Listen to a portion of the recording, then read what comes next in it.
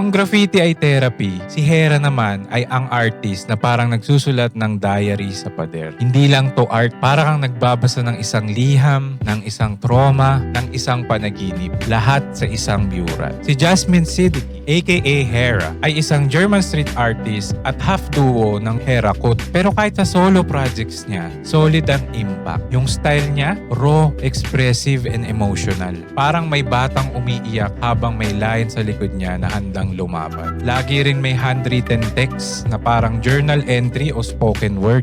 So sa bawat pader may damdamin. Mga mata na puno ng lungkot, mga hayop na parang guardian, at mga quote na parang personal reminder. Don't hide your scars. Tell your story. Minsan ang murals niya ay collaboration with kids. At ang kwento totoong galing trauma. Conflict zones, mga refugees. Hindi lang siya gumagawa ng art. Ginagawa niyang boses ang pader para sa mga taong walang platform. Ano bang lesson natin dito? Hindi lang mga kilalang pangalan ang may kwento. Ang graffiti ay hindi lang rebelde. Minsan survivor din. At sa bawat brushstroke niya, may healing. Kaya kung feeling mo may sugat ka na gustong ilabas, baka hindi mo kailangan ng mic. Baka kailangan mo rin ng wall.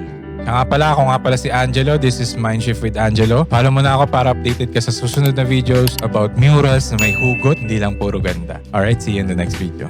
Bye-bye.